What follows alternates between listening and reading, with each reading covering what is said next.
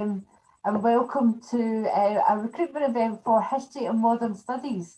So it's really, well, I was going to say it's lovely to see you, but we can't see you, but we assume that you're there. So hello, I'm Sarah Proctor. I am the recruiter for history, and I'm in charge of PGDE history for and a lot of other kind of primary type things that probably you're not interested in. And I'll allow Kath to introduce herself too. Hello, I'm Kath McCrorie, and I do pretty much the same job as Sarah, but I'm doing it for modern studies, but without the primary bits, only tiny wee primary bits for me. So looking forward to sharing our information with you this afternoon, and please do get some questions populating the Q&A. We'd love to hear what you've got to say, and now is your opportunity to get things answered directly. So what we're going to do now is to share a presentation, and Sarah and I will each be contributing to that. That'll take no more than maybe 10-15 minutes, and then you'll have the chance for your questions. Okay, so we are looking at history and modern studies, particularly today. And as Kath has said, please put questions when they arise in the Q&A section at the bottom of your screen. So if you wiggle your mouse about, you should be able to get that. Okay. So as I said, I'm Sarah Proctor, and then we've got Kath, but please contact us on the following link there, and that just puts all the traffic through the inquiry stage. So if you've got a direct question for us, if you put it to one of them and say it's for either myself or Kath's attention, and we will get it, okay, and then we'll reply to you. So a wee bit of history from the historian, I suppose. We have a very proud tradition of teaching in Strathclyde University. And the School of Education was actually founded in 1837 by David Stowe. And it was that was the first training college to be had. Now that was in 1837, and that's even before the Industrial Revolution, for those of you who are geeks, like myself. And then in 1913 we moved to the very splendid building which is Jordan Hill, which I did have the privilege of going to, although I was pretty much one of the last, because obviously now it is very luxurious houses in the west end of Glasgow. In 1993, we became a faculty of Strathclyde University, and then we moved to the city centre campus, and we're currently held in the Lord Hope building when we're allowed back on campus. But we are there, and there's approximately about 101 academic staff right now. So we've got alumni all over the world, absolutely everywhere, and we are also in the UK and the 2020 Complete University Guide. So, it would be a very great tradition for education. Okay, so your teaching journey then, just now you'll have, you'll have completed your undergraduate degree, or you might have, or you might be in your final year, and you're looking to progress to teacher training, and that's a journey that is quite a lot of people kind of do it, and a lot of people maybe come back to it later in life. There's just lots of different routes there. You can pursue your PGDE, postgraduate diploma in education, and that takes about 10 months, which is currently we're on placement 1 just now, where our students are out in the schools just now, and that will provide you with provisional registration at the end of it, and then you will automatically go into the teacher induction scheme, or you'll have to do the traditional flexible route, which maybe it takes 2 years to gain full registration. Okay. You, Kath. Okay, so I'm going to give you a quick overview of the course. So one thing that I would like to stress at the beginning is that this absolutely is a full-time course. I've been having a few email questions from people this week asking about work and how much of a commitment it is. I would say that you very much need to approach this as this is your life for the 10 months that Sarah had illustrated on the previous slide. When you're on campus, there will be lectures on probably 4 out of your 5 days. It does depend whether you are single or dual qualified, which Sarah will be talking about later in the presentation. But there is an expectation that you are obviously attending all the lectures, all the seminars. There's a lot of reading to be done round about the topics, and you do have submissions to make. So that's when you're on campus.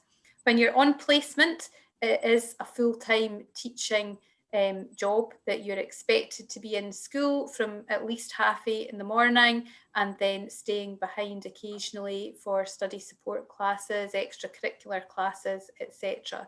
So it's pretty full on, but a lot of learning taking place when you are on placement. And there is a further look at placement later on in the presentation.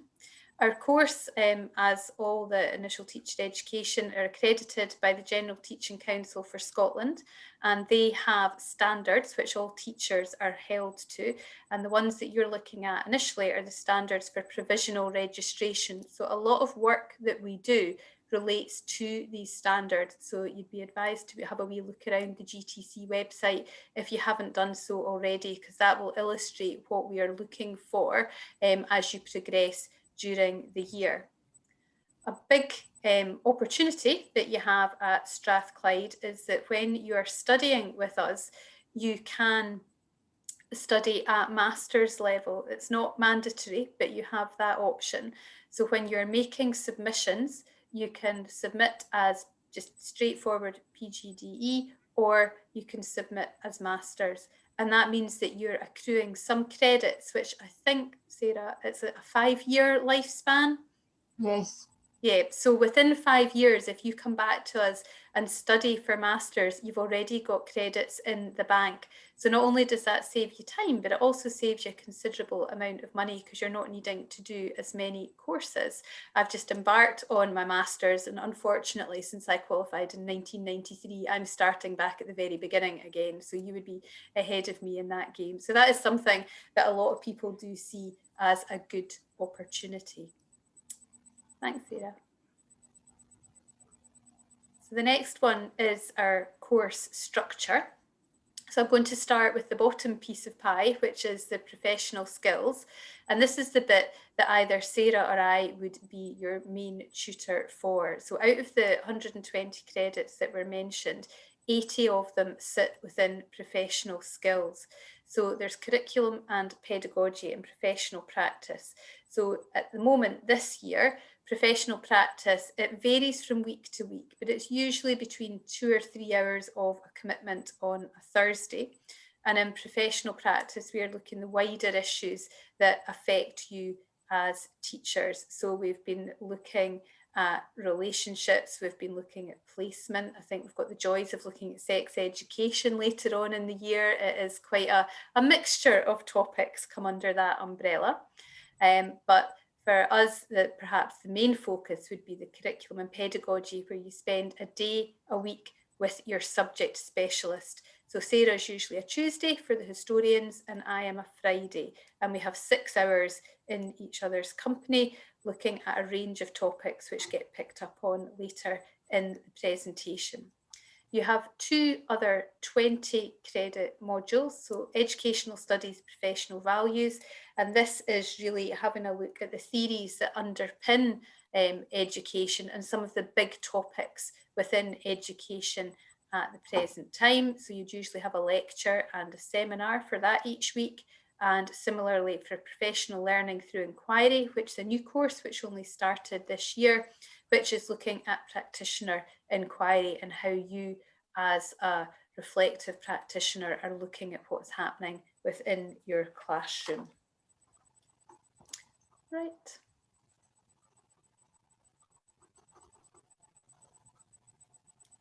Do you want to go first for history? Okay. Well, the course content is we really do focus on like the big issues of teaching. I would definitely start off with the broad general education, and that is looking at level 3, level 4 of experiences and outcomes. But within that, we look at literacy across learning, we look at assessment, you know, and all of these kind of big issues in education right now. So literacy and numeracy, we've seen a slight dip just now nationally. So this is something that I really do focus on, and how we can break down learning and you know, reading and writing, in particularly history, because it's a very literal subject. We absolutely talk about ethos and relationships from the first time that you're in the class, probably from the first sentence that I utter, because that is at the heart of everything that we do. Then we will focus on the nationals, and I tend to do that before you go out on placement 1. And then we look in depth at higher and advanced higher, but that's after Christmas. So we give you the opportunity to do some marking, an assessment, and get to grips with the standards with the SQA. So this is a really good opportunity for you to advance your skills. Okay, and then the other one there, and we've put this in here, is about looking at alternative courses that you can maybe do with history. And that would be things like Scottish studies. I'm a big advocate of Scottish studies, and people in society.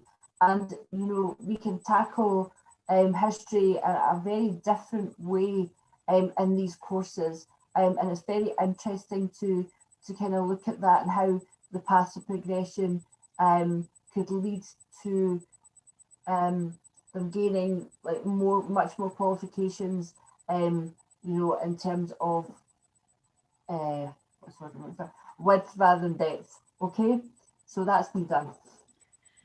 For modern studies, I mean, Sarah and I take a very similar approach. I tend to treat the classroom, the lecture hall, not so much as a lecture, but more experiencing it by doing it. So that the classes tend to be things like cooperative education, making thinking visible. You are being the pupils, as it were, to a large extent. I know, Sarah, you've done the same with your students, and I think that is a great way for you to learn. We also both have good contacts within SQA and wider networks of teachers that we will, well, I would say drag in kicking and screaming, but they usually love a day out coming into uni to speak to you all. So this year, in a virtual sense, I've had the UK Parliament, we've had representatives from the Violence Reduction Unit, people talking about terrorism, SQA representatives coming in. So we've got a wide network and a variety of people, so you're not just listening to us all the time. And we both also have a couple of field trips during the year where that's possible. So we try to give you a very varied experience where you can then put these things into practice for yourselves. And obviously you've got each other as sources of information. This year, more than ever, our virtual learning environment has come to the fore. So if you're not a Strathclyde graduate, you'll have had your own version, but ours is called My Place. So it's a form of Moodle where we upload all our resources. Some of our tasks are loaded up there, but this year we've had to sort of think on our feet, and it's, you know, we've ended up with lots of videos and so on. Going forward, it'll be interesting to see just how much we rely on that next year as well, but it's certainly been very interesting and very useful for us this year. Okay.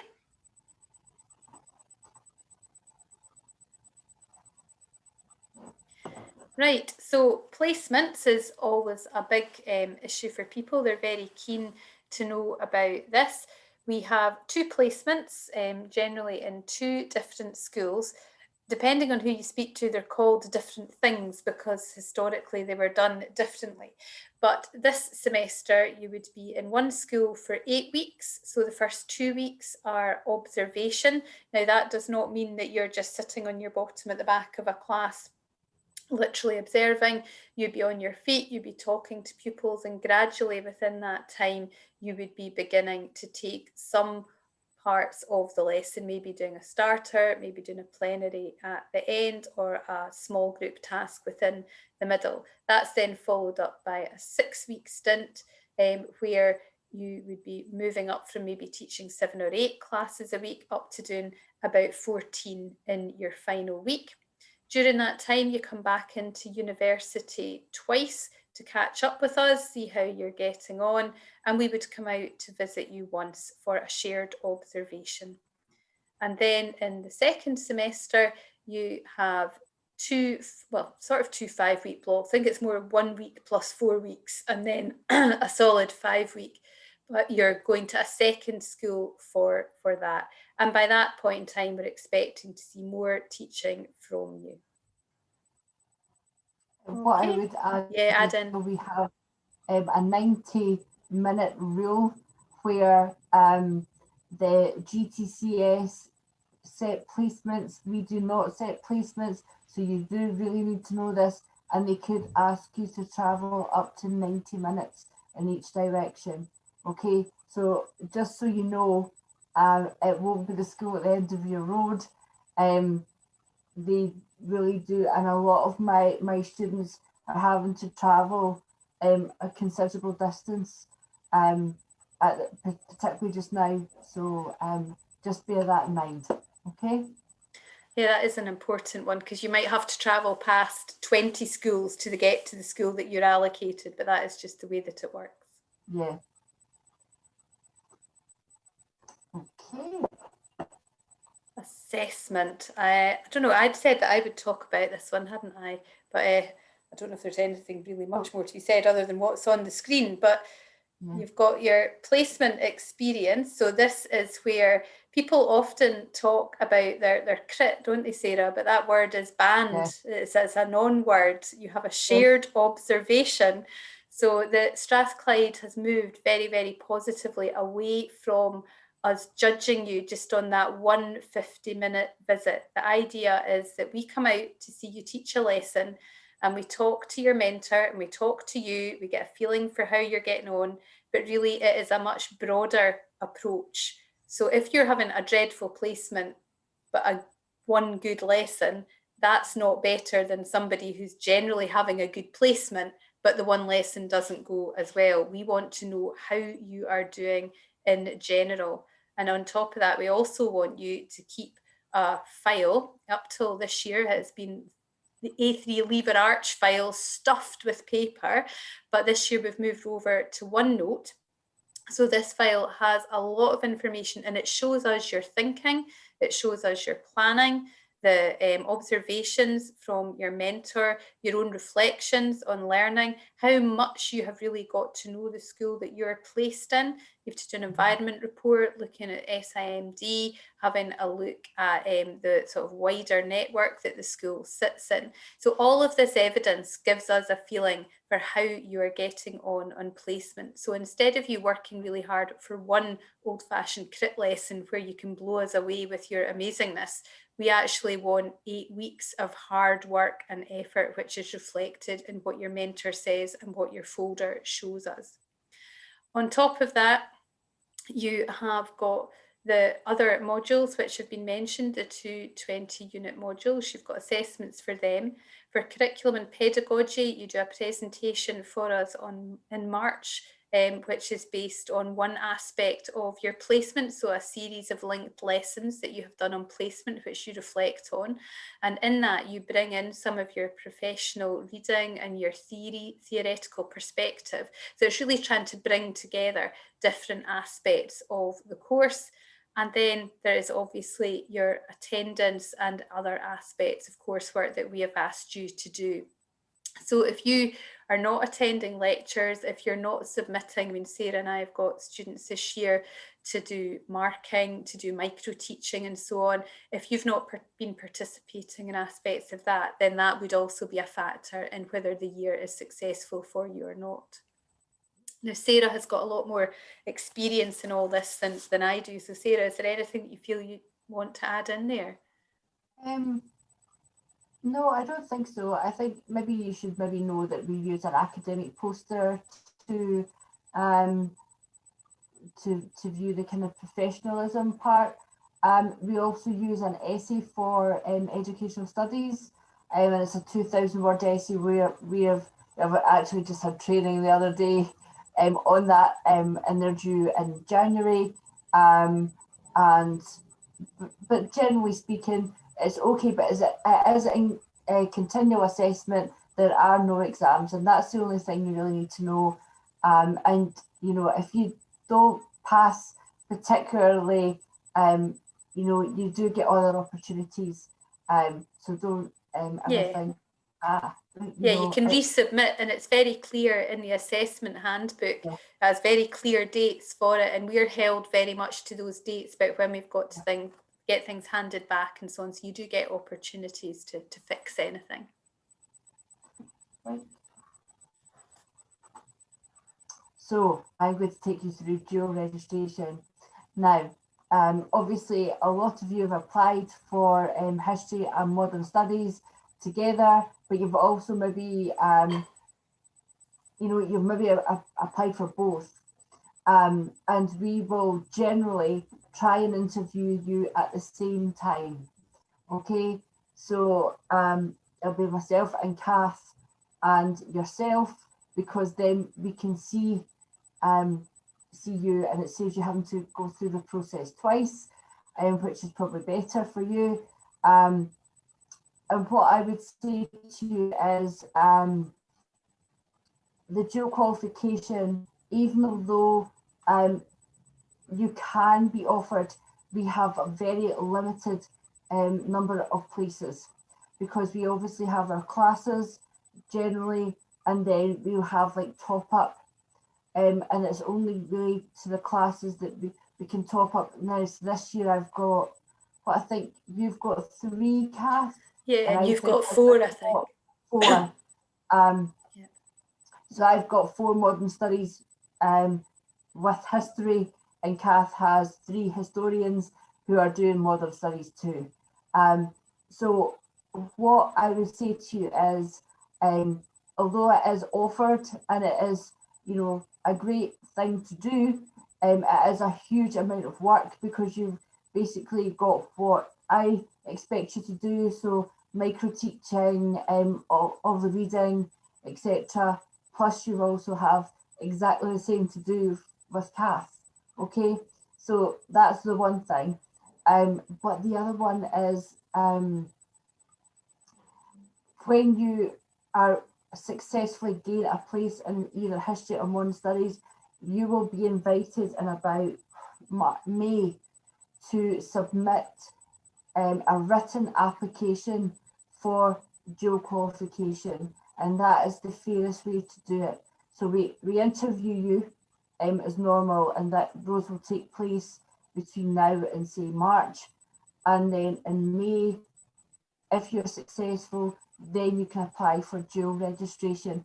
And I would say to you, we have a forum, and we really do treat it with a huge amount of respect, and it's about you selling yourself and seeing why you deserve to be in the class for dual qualification. So you know, I can't stress enough how important that form is. So if this is something you want to do, you really need to pay attention to the form in May, okay? And you know, when you go through the course, and you'll obviously have placement. So if you're doing history and modern studies, it's history, then modern studies, then history again. Or it could be history and then history and modern studies as a, you know, parallel courses, but that really depends on the makeup of the school and the faculty. okay? But when you do get the dual qualification, then you have the standards for full registration, and it's guaranteed for both, okay? And that's maybe something you need to know as well. So when you are out doing your NQT year, you will then have a minimum of 30% in your other subject, okay? So it's a 70-30 split minimum. Ideally, you would look for, say, 50-50, but some places you can't really have that, but you can at least get 70-30, okay? Right, and then what I was going to do is entry requirements. Now, a lot of these are just standard for every teacher, so I'll go through the fact you must have higher English, you definitely need National 5, maths, and this is just simply because numeracy is a part of the curriculum for every teacher, so that's why the mathematics is there. You ideally would like to have experience working with children in a secondary school or even a primary school or related setting. Now, we do understand that that might be tricky for you this year. So, you know, ideally it would be great, but if you can't get that experience, you know, we understand that too. You need to have a good understanding of modern education, particularly. You know, nationals have been here for a good many years now, so it's about how we can incorporate the national qualifications and, you know, support every child to do the best that they can. So it is about inclusion as well. And then particularly, I really want to talk to you about history and what classifies as history. And, you know, from your history degree, there might be just standard history, economic and social history will take. I'm an economic and social historian to trade, so I'm really interested in the story of people and a wee bit about money. Medieval history is great because particularly there's a lot of medieval history now being brought into the nationals. Military history would be really good because it would work with the Great War, for example, or World War II, or appeasement the road to war as well. Modern history, what I would say to you though is ancient history will only be considered if there's other fields you have in your degree.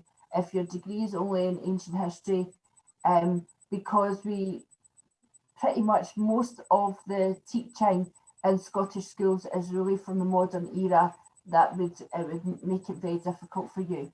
Okay, and Kath, you're up. Okie doke.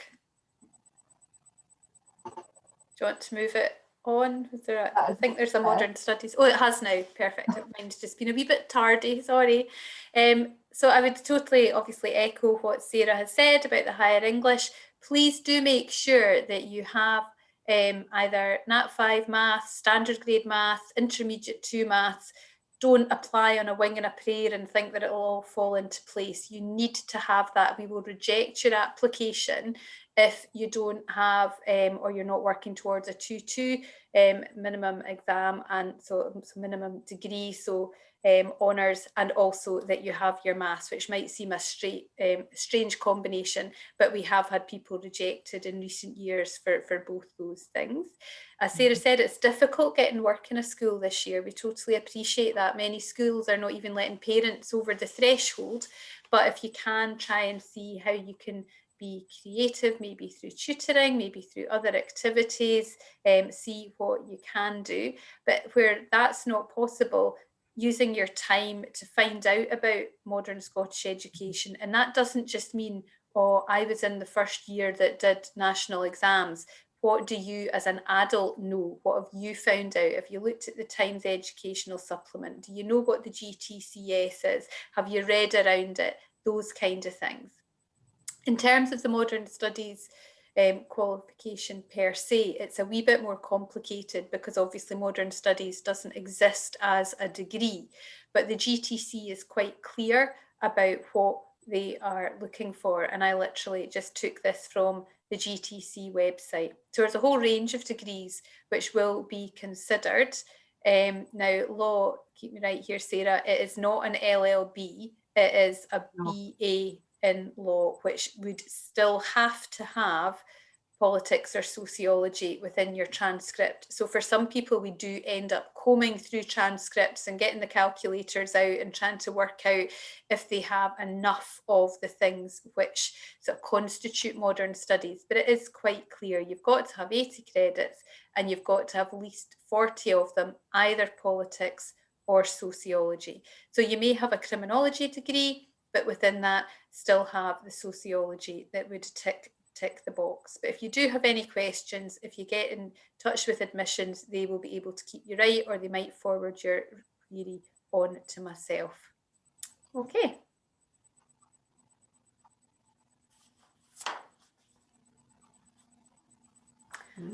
Right, so the application process, so that is where you are at the moment. So obviously UCAS is open, you can get your applications in as soon as they are done.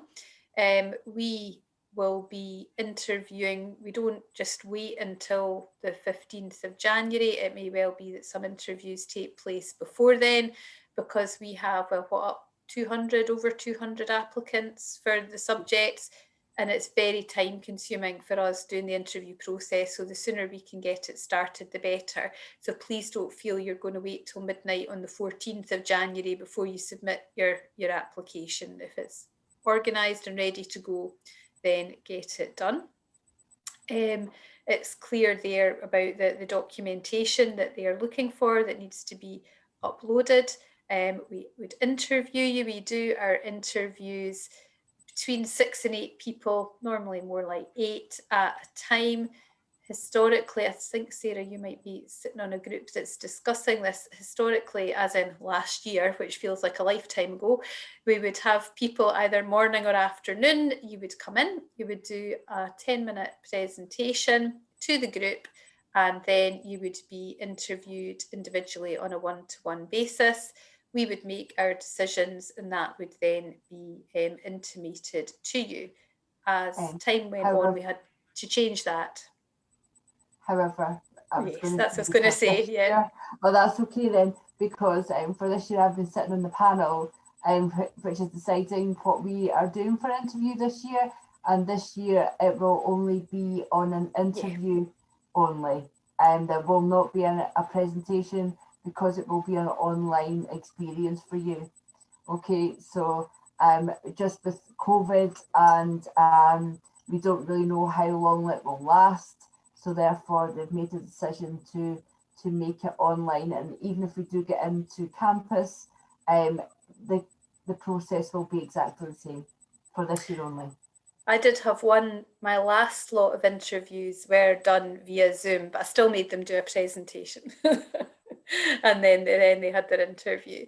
So yeah, so it'll be an online interview is what I assumed we were going towards. That'll be done via Zoom, and then you would get your offers. And for some of you, they will be conditional offers if you're still an undergraduate. If you have all your qualifications in place, then obviously the decision would be made on that. Okay, and one thing I would really stress, and because we have a high level or high volume of applicants every year, we don't accept pending maths and higher English, because we just cannot do that. We can't. So you have to have successfully gained those qualifications before we can go and offer you a place. So you must have them in the bag before you apply. For history and modern studies, other subjects might differ, but for us, we are we are really oversubscribed course for history and modern studies. Okay.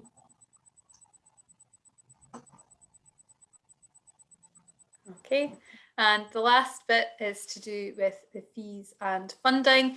So for Scottish students, you are eligible to continue with a further application to the Student Awards Agency, so to SAS, to get a student loan, and your fees will be paid. If you are from the rest of the UK, an international student, or as of next year, an EU student, then you are in a different position. Fees will be confirmed and posted on the website. I can't remember what they were this year. Was it about 8,000 for the rest of the UK and 15,000 for international, or maybe a bit more? But quite significant. But do have a look at the website, do have a look at the GTCS, because if you're not a Scottish student whose fees are paid for by the Scottish Government, then you're not eligible for the teacher induction scheme, as in the 1-year probation. You would have to, if you pay your own fees, then you go through the flexible route, which means that you basically get supply work or a job, and you have a mentor in school, but it is not the same structure as the teacher induction scheme, and it can go on to being a 2-year process rather than 1 year. So if you have a look at, is it Get Into Teaching, the GTCS's student portal, have a look there and it will give you more information. So if you are a Scottish person who gets your fees paid, it is pretty straightforward. If you're not, then do your homework before applying, so you're very clear about what the parameters are. Okay. Right. So frequently answered questions, there's lots of different things on the website, and you can see that there, but we are open now to take some questions from you. So thank you for your time. Okay, so I have been answering about 8 questions, emissions related questions, so I've been able to answer them, but I've got 4 here for you both. So, will these interviews be in groups or individually? Individually. Individually. Okay. In the past, I have work experience with working with children several years ago.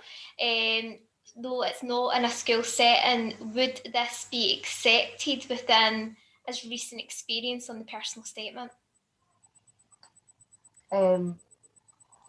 Yeah, I mean, if you've worked with any kind of children or young people, then we would take that into account, particularly just now because you've got limited access to schools. Yeah, you just have to go with the best that you have, you know, making the most of it. So yeah, by all means include it. Yeah. Okay. On dual registration, how do research degrees, PhDs, contribute to the course requirements for an additional subject? We would have to see your degree transcript to enable us to answer that. Yeah. So if you send that into the to the inbox, and somebody will get back to you. Usually we don't really consider PhDs, but because it's a dual area, as Sarah said, it would be maybe something we consider, but we do not usually accept PhDs. Okay, as other areas of experience and expertise considered, for example, if you have filmmaking skills, expertise in LGBTQ+ issues, so things which might contribute to your skills and effectiveness as a teacher, but aren't directly related to subjects you're applying to teach. That's all part of being a teacher. So yeah, absolutely, it'd be worth introducing in your personal statement. Yeah. Is there anything in particular that you are really looking for in a personal statement? We can't really say. It's really personal to you. So it's really about why you want to become a teacher and what skills you have. So, and we just look forward to reading them all. If I receive an offer after the interview as an undergraduate student, what degree do you look for? Would I still get my place if I got a lower class second honours degree? Yes, but if you get a third class, no. Okay. Am I right in thinking that Scottish fees and funding is determined by residency? Will a 3+ year residency in Scotland be eligible for SAS?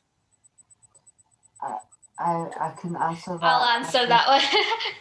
So if, Natalie, when we're assessing the application form, if we see that the fee status is not matching up with the address, we'll issue a fee status query to you, and that's when we would, and it will get you to, we'll get you to answer a number of questions, and it would be admissions who would assess what fee status you'd fall under, and then that's when you would be able to contact SAS and get further clarification on the funding that's available for you. Okay, next question. Okay, with the interview process, what is your biggest tips for prospective students? We can't really give that away either. I'm sorry. I mean, it's no different from any interview process. You're selling yourself. Yeah, you're going to have a series of questions. You need to answer those honestly and truthfully and in as much detail as possible. That's the only thing I can say. Okay, so when you get, if you are suitable for an interview, you will get details about the interview and what you need to know for the interview and how to prepare for it. That will be given to you, but there's only so much we can say with regards to that. Yeah. Okay, but you will not get that until the time of invite, and that's if you are suitable for an interview. How does the process of references work? Do they need to have a reference written before I apply, or are they contacted once I apply to give their reference? So I'll answer that one. So usually with a reference, ideally we would like you to contact your reference in advance, just to make them aware that they will be contacted for a reference. Also, share your personal statement with your referee, because it's your referee that will back up the skills and attributes that you're talking about within your personal statement, and it will strengthen that personal statement. So yeah, contact your referee in advance, and if you can, show them the personal statement and what you've written, and that way that the referee can reflect some of the things that you're saying and some of the instances where you've reflected the things that you're talking about in your personal statement, either through work or academia. Okay, for funding, I'm a Scottish student, but I went to college before doing my undergraduate, so would be paying for the PGDE myself. Does this mean I would have to go through the flexible route after the course? So the flexible route is your probationary year is completely different from funding. Usually the way that if you're qualified for that, it depends what student status you fall under. It depends on residency, and it would be General Teaching Council that would be able to give you a bit more clarity on the probationary year with flexible route and the TIS year. Okay, with regards to funding, again, you would have to contact SAS and see if you'd be eligible for funding. There has been instances, particularly with STEM subjects, where they would fund you even though you've had funding for a postgraduate before. I don't imagine though with the position, because there's plenty of, not plenty of social subjects teachers, but there's a big shortfall for STEM. So I think that's where the rules are bent, sort of thing, in relation to that. I mean, the point that I'd made there about funding had come from a couple of students that I have this year who are self-funding, who are having to go on the flexible route. And when a query had been raised with the GTC, that's when they had said that it's, people who are self-funding go on the flexible route, but that was in relation to rest of UK and international students rather than somebody who'd already had funding for a postgrad.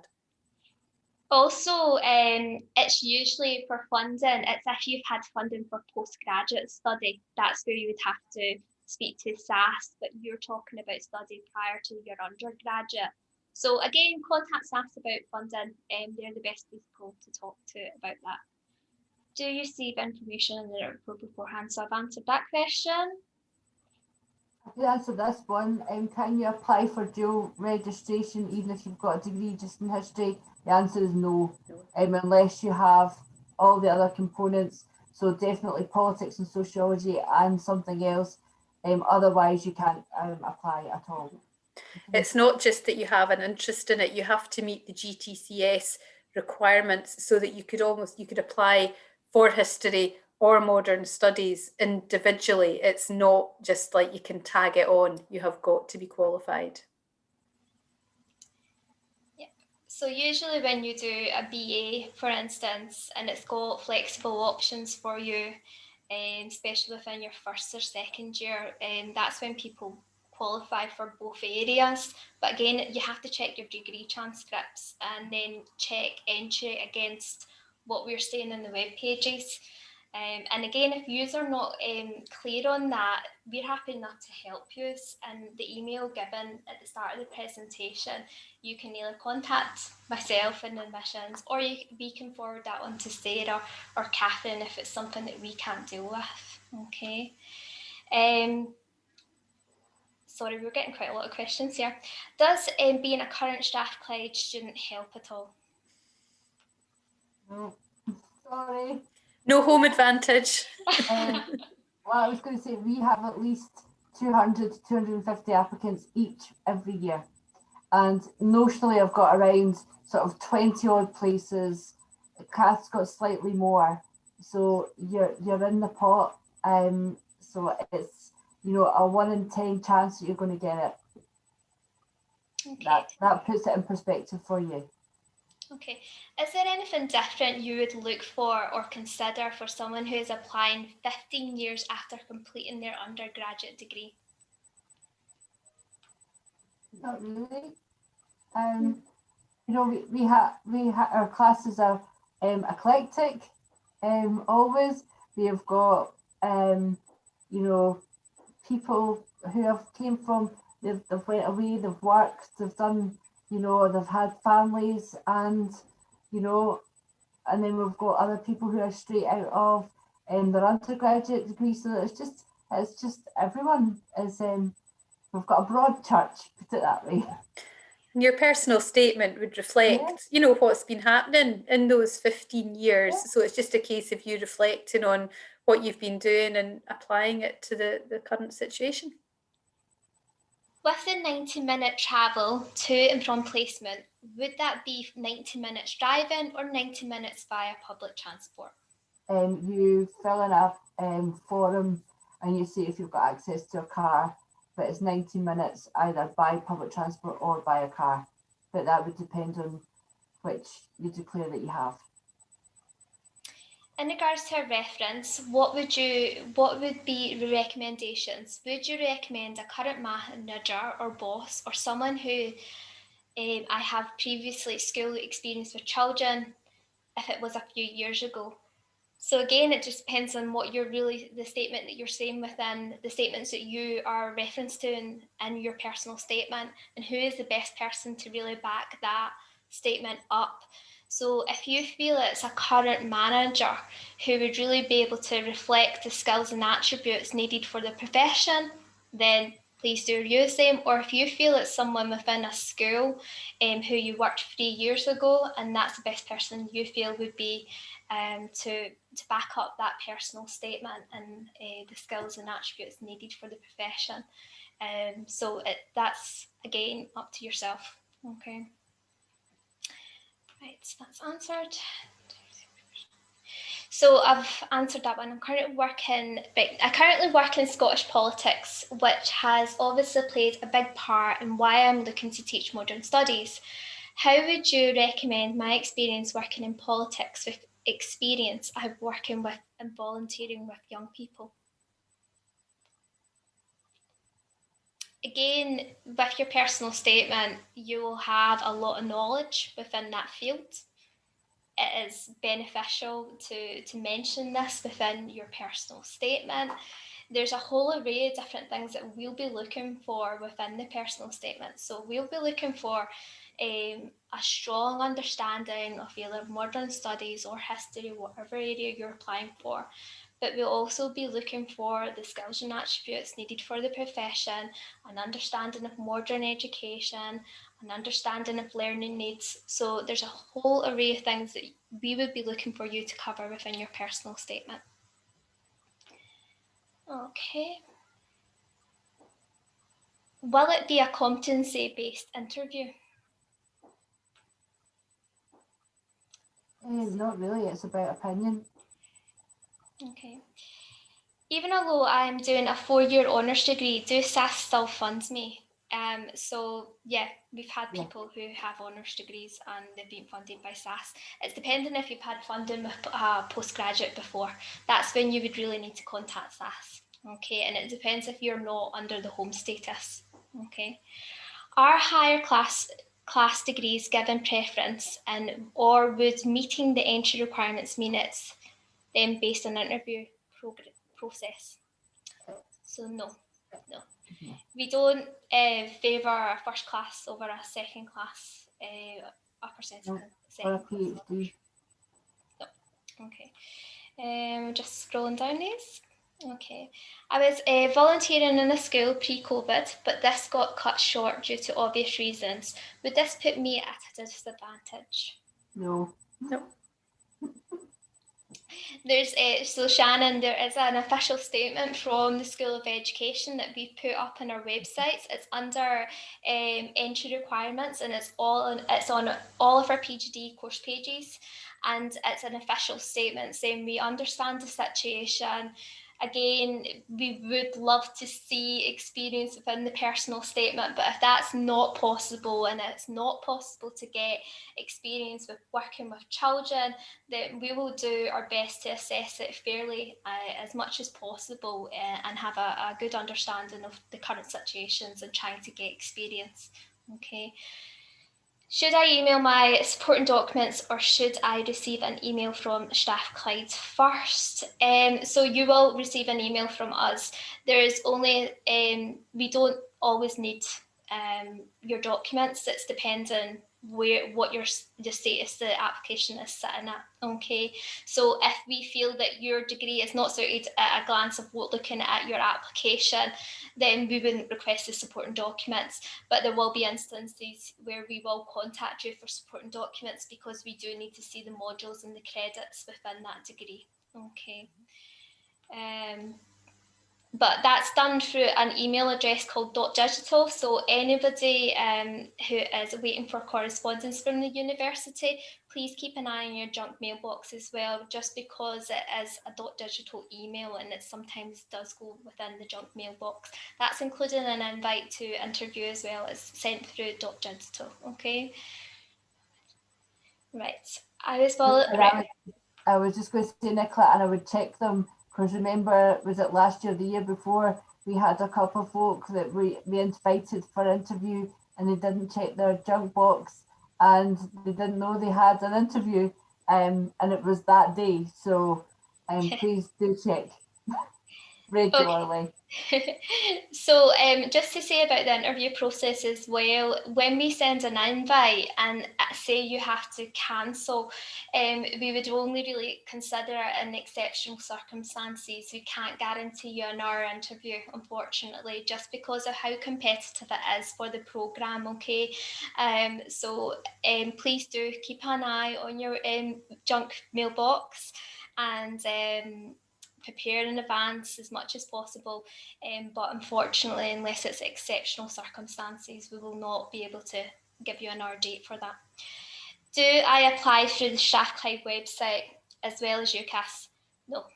So for if you're a home student, an EU student, or the rest of the UK applicant, you would apply through UCAS. It's under the undergraduate tab. You have until the 15th of January 2021 to apply to ourselves. It's only international students that would apply through Strathclyde web pages, okay? So we do usually have direct links for both, either to UCAS or to Pegasus, but if you're applying for UCAS, it's easily found on their website, the PGDE. All you have to do is type in PGDE, Strathclyde, then click the undergraduate tab and it brings all the PGDE subjects up and you just go into it. Make sure you're selecting session 2021-22, okay, because it's got two tabs there and it's got still the tab there for 2020, okay.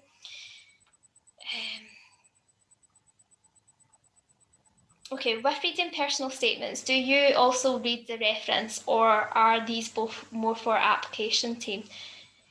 So anything to do with applications, it's usually the admissions team that would review your application in the first instance.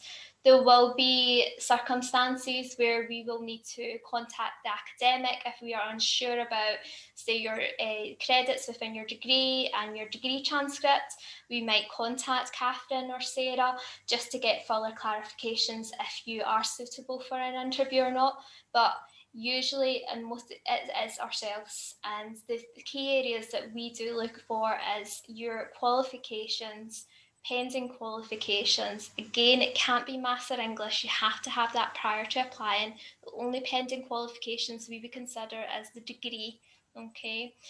And we would look at the personal statement, and we would also look at the reference. What I would say about the application is please ensure that you've correct make sure all information is correct before submitting your application, because there's no opportunity to amend that, and you could possibly be rejected because you've not put the right information in. Okay, if you're unsure at any point about the application, if it's a system issue, please contact UCAS. If it is information that we are receiving, then please do contact us. Okay. Right, I think that is us. Just see if there's any more. If I receive an offer after the interview as an undergraduate student, what degree do you look for? Would I still get a place if I got a... No, you answered that one. Mm-hmm. Okay. So it says, I didn't quite understand how placement would work for dual registration.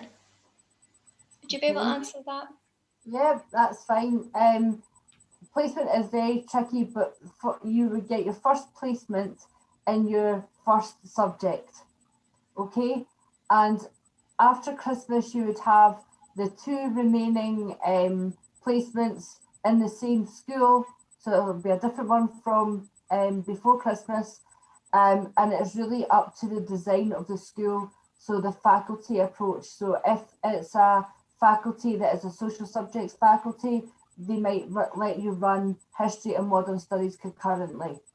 But if it's not, and the history faculty is separate from the modern studies faculty, which sometimes they do have, you'll have a placement in your other subjects, so say modern studies, and then you'll go back to history again from the placement in April and May. So someone's just wrote back about the balancing politics experience with work with young people. How do you recommend balancing and writing these experiences in your application? Again, we can't really go into that. This is, you will have up to 4,000 characters to really sell yourself, okay? So UCAS provides a lot of information on people who are looking to go into teacher education, on the personal statement. We have a lot of information on our web pages on what we're looking for, and it's up to you to design your personal statement. Again, you could create a spider diagram where you're putting down all your experience, the skills and attributes that you've got from your experience, knowledge and understanding of the profession. You can prepare, there's ways to prepare for it, but it's yourself that will have to really construct that. And make sure you're hitting the key points. So remember, one word can strengthen your personal statement. So look at keywords that you're looking for. It only takes one word to really strengthen that personal statement. Okay? If you wish to do it. Right, if you wish to do a dual subject PGDE, is that option available through UCAS, or have we to apply to history and modern studies separately? Separately. So usually with that is for dual areas, you can submit one application, but if you are interested in both areas, the best way to really say about applying for both areas is in your personal statement. Just saying that also I'm wishing to undertake modern studies or history as a dual qualifying area, and then what we'll do is we'll look to if you're suitable. We'll look at both your credits for both areas, and then we will contact Sarah and Catherine with regards to that. Okay. Yeah. One thing I would add as well, that we do want to, if you are applying for history and modern studies and you want to do dual qualification, we will see you, as in myself and Catherine, we will be given a date where we do the dual qualification interviews, and both of us will do them. But you will have to select your preference. So it would have to be, you would say history or modern studies, and we would ask that. Okay. Okay, so I'm just looking to see. Will experience of working with young people outside of a classroom, NCS programme in England be considered? So again, with personal statement, if this is with regards to personal statement, anything with working with young people is considered. Again, we're really looking for you to talk about the skills needed and the attributes needed for the profession, and being able to relate to people and to young people. And if you have experience of that, you need to really emphasize these skills and attributes with experience within your personal statement. Okay, and that will strengthen what you're saying. Okay. How does the process with reference work? Do you need to have a reference written? We've already done that one. Can you confirm how many places there are on the course? No, not yet, because the government. We don't have the figures. They usually come to us in around January, the end of January. Okay. Is it worth mentioning in the personal statement that we attended this meeting? I wouldn't say so, no. Again, I've talked about ideally what we're looking for. We're really looking for information on knowledge of the education system, an understanding of learning needs, your experience, skills and attributes, an understanding of your field that you're applying to teach. But no, I wouldn't say it would be beneficial. It's great that you are attending these seminars, because it gives you all the information you need to know for applying, but I wouldn't say it was worthwhile mentioning. Do I need to list all my individual units on UCAS? It asks for units, grades, higher subject units. Do I just put down my overall subject grades? You can, but sometimes it's not always got the space to list all your degree credits. So you can do that. It is beneficial sometimes for us when looking at an application. But for modern studies. Yeah, but it's not always sometimes it's just not got all the space for you to really put in the modules and the credits within that area. So really, if we can't get all that information from you, we would ask you to submit a degree transcript. Okay, how long will we have for receiving an invite to the interview date? So we always try to send that out as much in advance as possible. There will be instances maybe later on in the cycle with certain subjects, if we are open after the extended deadline. That's usually not the circumstances with history and modern studies, that you would get short notice, but usually anything before January or after January, you usually get enough notice to prepare in advance. Okay.